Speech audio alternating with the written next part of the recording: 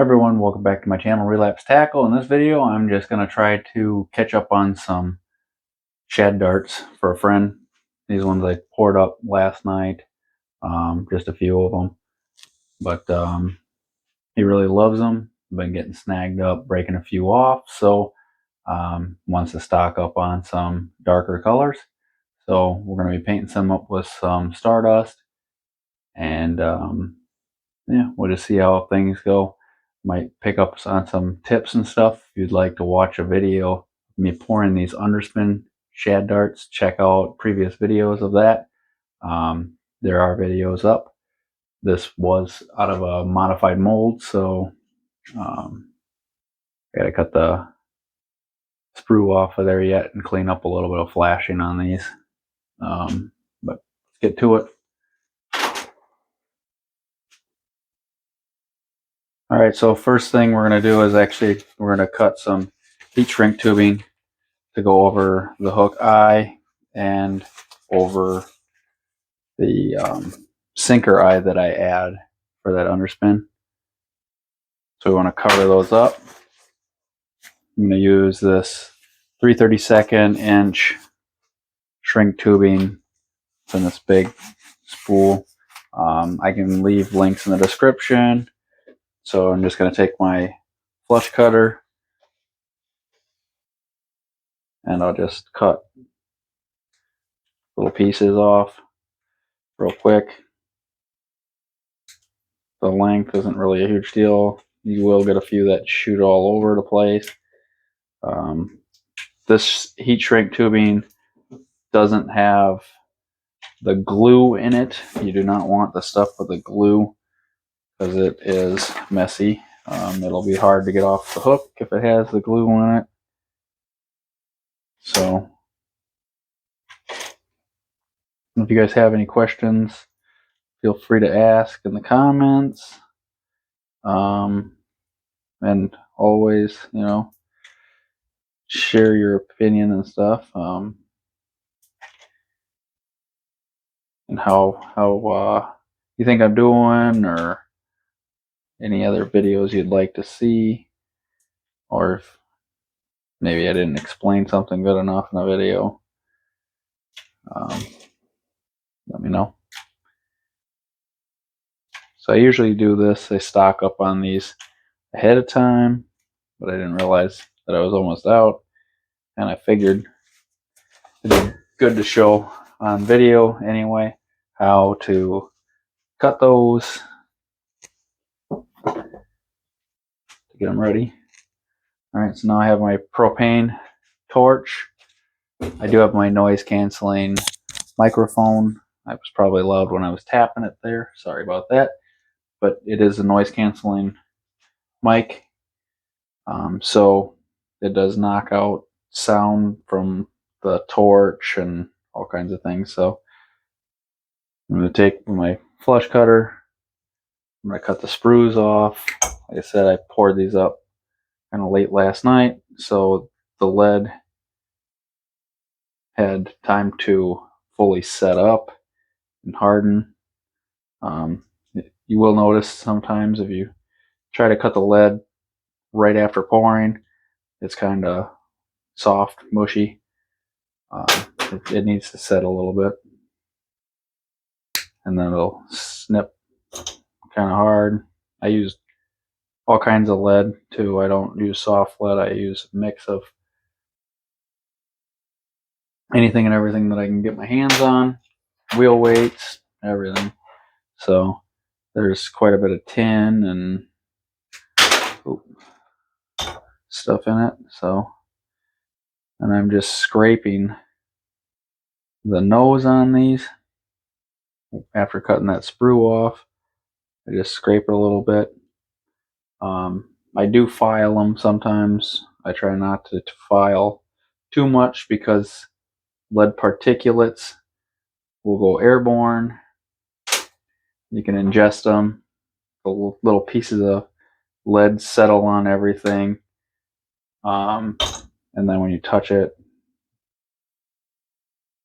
rub your eyes or whatever, get in your body. It's not good. So I never use a belt sander or anything like that.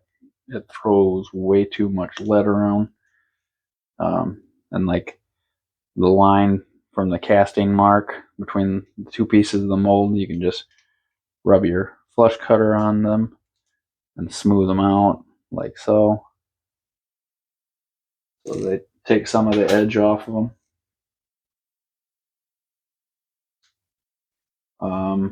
I do like using the Syncerize though for the underspin.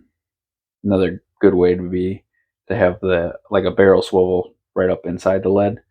I didn't modify my mold for the barrel swivel, but it would cut down on some cost because I use really nice ball bearings, swivels, and everything, which tend to cost more money than just using a barrel swivel.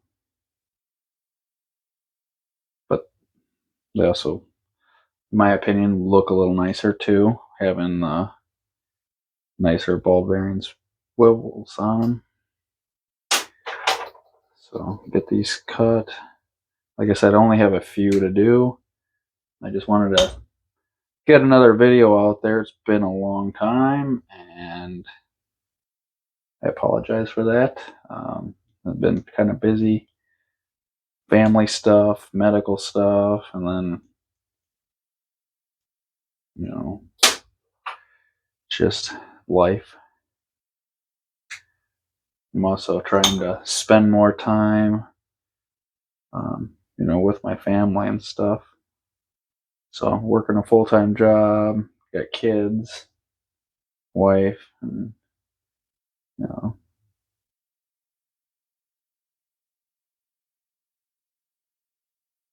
just trying to keep everybody happy, and it can be a treat sometimes. So I also have some modified hatchet heads. These ones don't have the bait keeper on them. They're just the underspin added there. But I do also make them with the bait keeper. I have videos of that up as well. So if you'd like to check that out, feel free.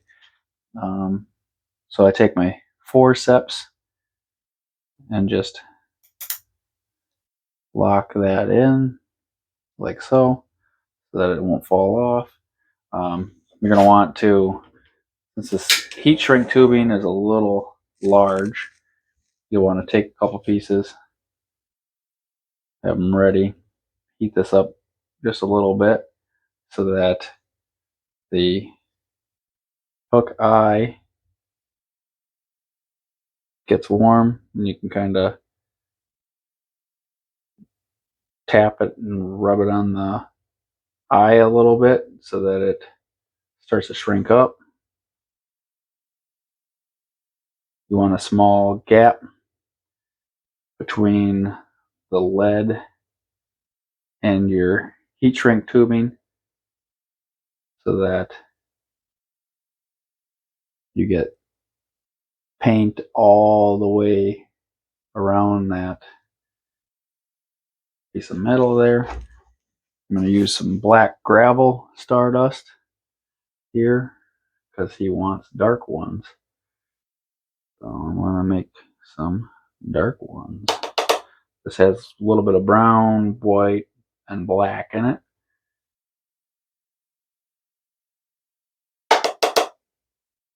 So once I dip it,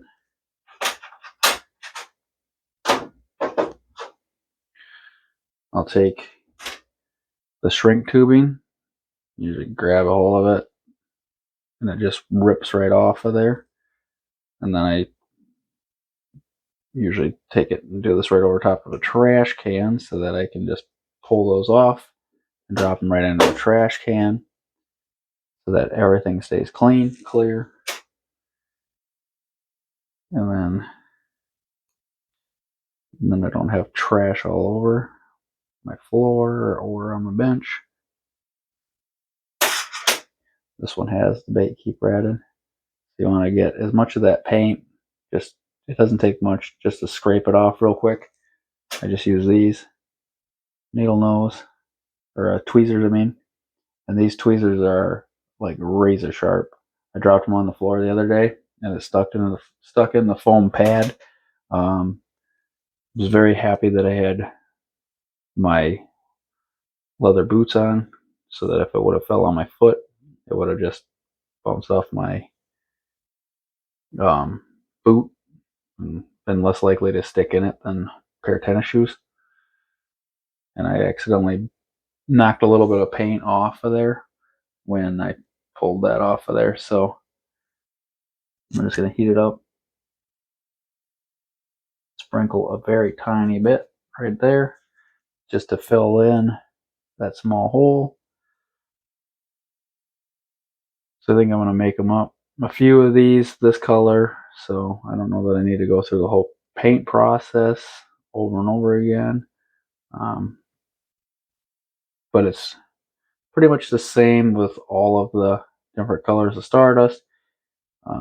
Get it hot, and it'll get shiny, and it gets smooth. And then once it cools down, that sucker's ready to fish. It's not like other paint that needs to sit and cure. So that one, very hot.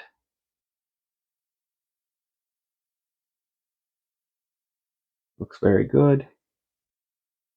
These are owner hooks on here, so it's super sharp, super sticky hook.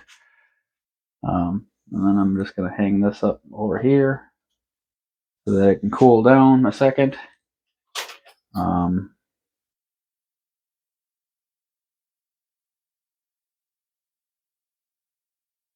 So we'll do one more, let that one cool down, and then I'll show you what blades I'm putting on.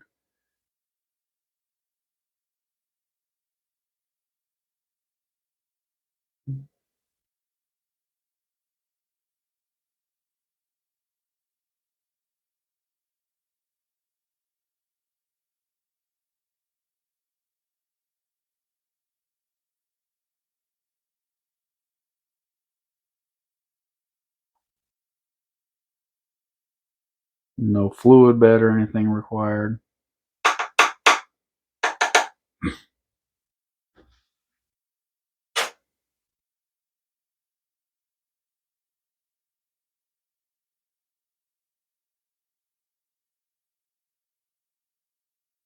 You can use a fluid bed, but it does require more air to fluidize this material. It is a little heavier than your standard powder paint.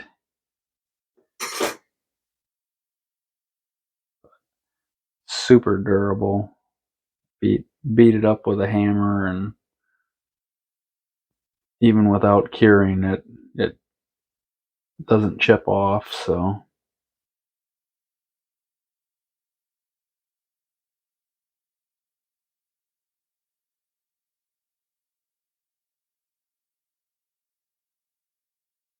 when I'm tapping it down in the flame real fast, if you do that, it can blend the colors a little bit more. They won't look as beat up. I did it there too. I got just a small spot up here on the by the hook eye there. So I'm just gonna carefully sprinkle a little bit up in there. It's easy to fix, so you can kind of see it's textured there. We'll just heat it up again real quick.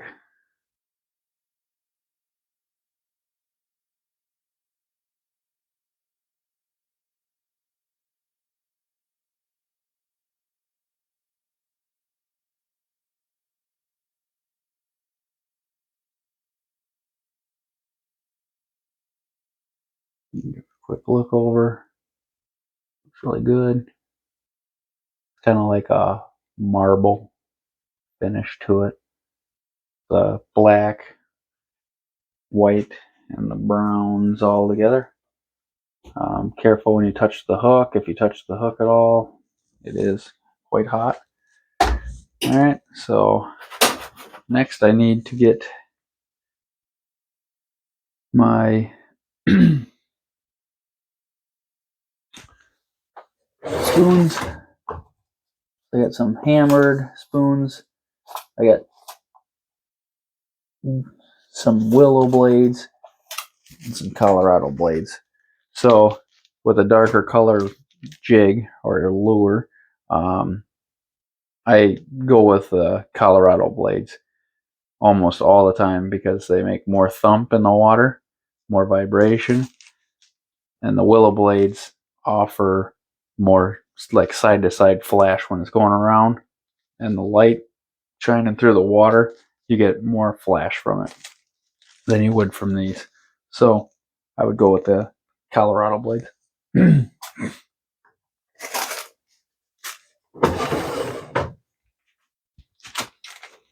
You got these size 0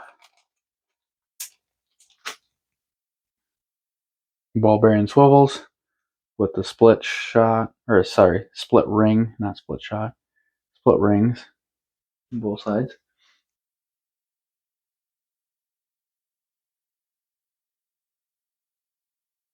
And be very careful doing this. You don't want to stick yourself. I put it on that sinker eye.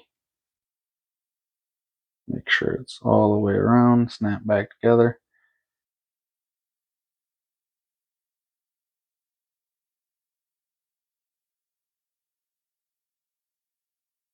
Yeah, I've been really meaning to get back on making stuff. It's been so long since I've actually been doing anything in this room. So figured I needed to. So that's the small Colorado blade. It's got the hammered finish, smooth on the one side, hammered on the other. Not sure how they managed to do that, how they make them, but I like using them. This is also a size 0.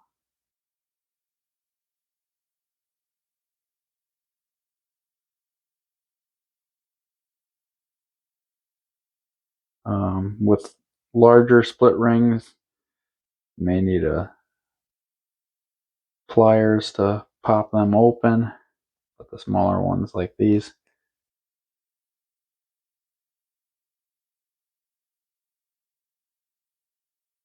they open up pretty easy. So trying to lay that stinking spoon so it has the hammered finish out. You have it. When it's going through the water, the hook kind of goes up a little bit like that. So this doesn't spend too much time hitting the hook or anything. It's spinning back here as it's going through the water. And obviously if you're vertical, it would come up and smack it. But with the Stardust powder paint, it can take a lot of abuse. That can smack it quite a bit without making any chips or anything. So thanks for watching. Keep a lookout for more videos. Hopefully I can get more out faster. I've been playing around. Excuse me. Need a drink of water. But I don't drink any water or anything in this room because it's not safe. No food, no drinks. So I've been messing around with a lot more last night and this morning with these. But I did not make any videos. So I poured up some spinner baits and then put these together real quick because I'm running low on spinner baits myself. So just gonna hang that back on the wall. So I might be making some videos with larger spinner baits for bass fishing and stuff like that. So thank you all for watching. Give the video a like if you could, share it with your friends, and tight lines.